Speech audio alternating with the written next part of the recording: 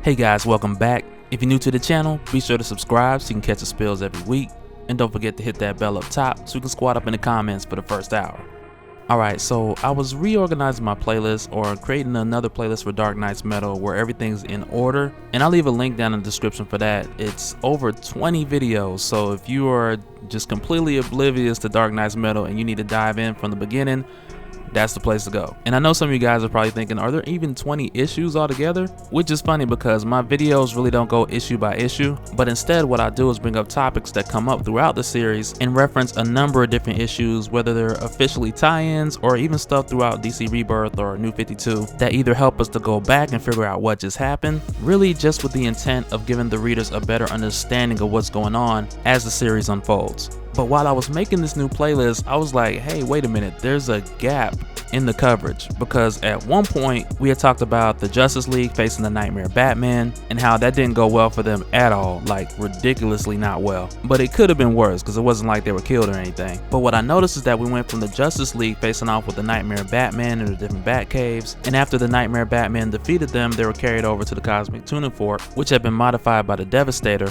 But from there we kind of dropped that and then went over to Batman and Superman and picked up where they ended up at the Forge of Worlds. And when they got there, how they seen the new Hawkman, and Dream revealed to them the origin of Barbatos. But leading up to the time that they got there, and even while they were there, a number of things happened. So I was like, okay, I need to go back and make some sense out of this. And really because I noticed a number of people getting lost in the continuity, like how did these guys end up here? They had just got their butts kicked, how did they get free? But not just that, but there's a number of people missing, like where's the rest of the Teen Titans and Task Force X? And just as a forewarning, all of this isn't fleshed out yet, but from what we know thus far, the rest of the Teen Titans and Task Force X, they were taken prisoner by the Batman Who Laughs as well. And even up to this point, that's where they still are. And we covered this back when we were talking about the Riddler's Labyrinth and Robin killing Dark Robin. And in that battle, the Batman Who Laughs, he called in the Nightmare Batman, so Dr. Fate had to get out of there who he could. And at that point in time, it was just himself, Mr. Terrific, Damian, and Green Arrow. And when they left, Damian swore that he'll do whatever it takes to come back and save the rest of the Titans. But for that moment, Dr. Fate just had to get everybody out of there. And when he did this, he took them to one of his towers, which he mentioned wouldn't be a safe location for that long.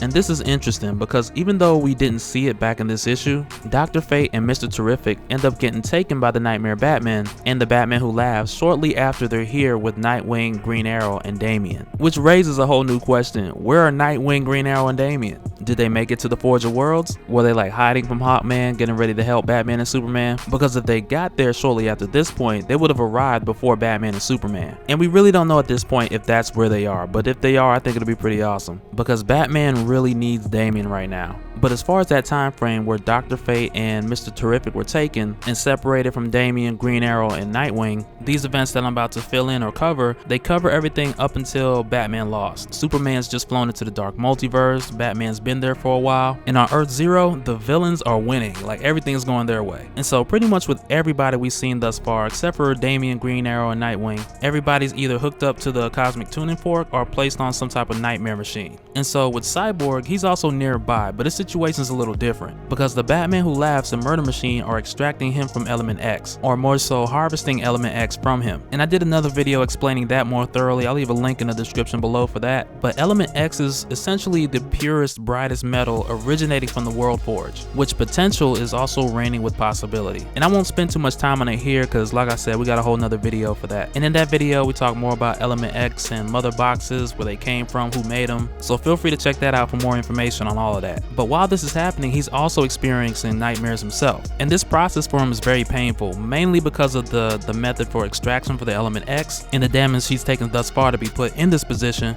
But while he's experiencing these nightmares, he also has an interesting perspective on them as well. Because for anybody who's played a sport, not just football in the case of Cyborg, but for any sport, like your team, after a game or during practice, before practice or after practice, you'll look at the tapes of the games that you played previously. And a good team won't only check out their own tapes, but they'll also watch tapes of the opposing team that they're going to play. And that's the way that Cyborg looks at these different nightmares. Because even though these aren't all situations that he's had in his past, him experiencing them now gives him a whole new insight on how to combat the Nightmare Batman, or even coach other members of the Justice League on how to combat them as well. But at one point he gets pulled from these nightmares by the mother box that is a part of him, and the AI begins to speak to him and is telling him that what he needs to do to overcome this and even have a chance at fighting back is to give in completely humanity to the mother box, which would in turn delete his humanity or delete his consciousness. And at this point, he is seriously debating on doing this. The pain he's experiencing is almost unbearable, and he's tempted with the idea of no longer being man and machine. But suddenly he hears a different voice telling him not to give in and not to do it. Don't give in, you are not fighting alone. Alright, so pause for a second. I want you guys to try and guess who it is. And whoever your guess is, just pause the video, put that down in the comment section, and then come back here to 5 minutes and 30 seconds. And for those comments, I'll wait a good little bit before I start commenting on them and all that. And I'll let you guys know in a minute who it was. But before we unveil this mystery character, I'll just give you one hint. It's not Shazam. I know that broke a few hearts right there, I'm sorry. But it's somebody we've seen in Dark Knight's Metal already. But either way, while Cyborg is here in this Valley of Decision and being torn both ways, the mother box shows him the 52 Earths that are at risk in the light multiverse. And really, this right here is a selling point, because going back and forth between this other voice, the mother box is like, look, let me show you something, instead of just telling you, let me show you. And on top of that, the mother box tells him that this is the way that it's supposed to happen. There's been other quote-unquote cyborgs in the universe, and when they bonded with a life form, this was the completion of that process. More or less telling him that he was a glitch in the system, or even saying that him using that technology and keeping his consciousness was a way of like cheating the game from the way it's supposed to go. But real quick, what I think is pretty awesome here is that one of these cyborgs from the other universe or other Earth looks just like the Guyver. And I don't know how many of you seen that old movie, but the origin of that character in that movie is very much like Cyborg. It's pretty crazy. And you could probably find like the whole movie on YouTube by now. I'm sure it's somewhere on here. But what Cyborg does here is pretty clever, because what he does is he sends out a ping signal. And for those who aren't really familiar with networking and stuff like that, not to say that I'm a networking expert or anything like that,